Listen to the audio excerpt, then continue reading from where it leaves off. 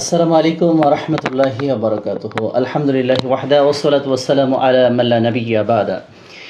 দেশ ও প্রবাস থেকে এই মুহূর্তে যে সকল দিনী ভাই ও বোনেরা আমাদেরকে শুনছেন, দেখছেন, সকলকে মোবারকবাদ জানাচ্ছি।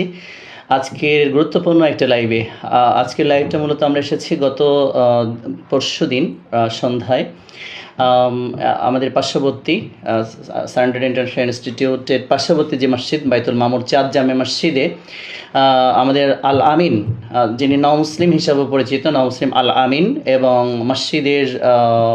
মসজিদের একজন সানি ইমাম কামাল, তার সাথে তার মধ্যকার একটু বাকবিতণ্ডা, এটা এক পর্যায়ে একটু ঝগড়াঝাটির পর্যায়ে চলে যায়। তার পরবর্তীতে আল আমিনের লাইভ এবং লাইভের পর কিছু প্রতিক্রিয়া, সেই কেন্দ্রিক আজকে মূলত আমাদের আজকের এই গুরুত্বপূর্ণ লাইভ। আজকের লাইভে আমাদের মেইনলি উপস্থিত আছে নও-মুসলিম আল আমিন এবং আমাদের রিয়াজ আছে, সাথে সাথে আমাদের আরও কিছু দিনী ভাইরা আমাদের সাথে আছে। তো আজকে আমরা আল আমিনকে কিছু প্রশ্ন করব, গুরুত্বপূর্ণ প্রশ্ন। সেই প্রশ্নগুলোর জবাব আল আমিন আজকের লাইভে দিবে ইনশাআল্লাহ তাআলা।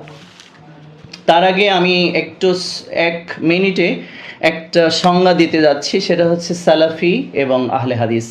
আহলে হাদিস বলতে কি বোঝায় বা সালাফি বলতে কি বোঝায়? সালাফি, আহলে হাদিস কোনো দলের নাম নয়, কোনো সংগঠনের নাম নয়। পৃথিবীর যে প্রান্তে, যে কোনো জায়গা থেকে কেউ যে কোনো মুহূর্তে আহলে হাদিস হতে পারে, আবার যে কোনো মুহূর্তে আহলে হাদিস থেকে কেটে যেতে পারে।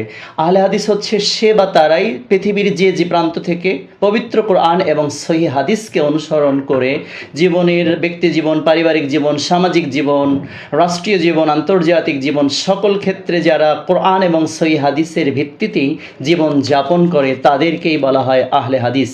আর সালাফি, আহলে হাদিস একই অর্থে ব্যবহার করা হয়। সালাফি হচ্ছে আল্লাহ এবং রাসূল সাল্লাল্লাহু আলাইহি সাল্লাম যে নির্দেশনা দিয়েছেন সেই নির্দেশনার ওপর অটল অবিচল থেকে যে সকল আমাদের পূর্ববর্তীগণ ইন্তেকাল করেছেন তারা সকলে সালাফি।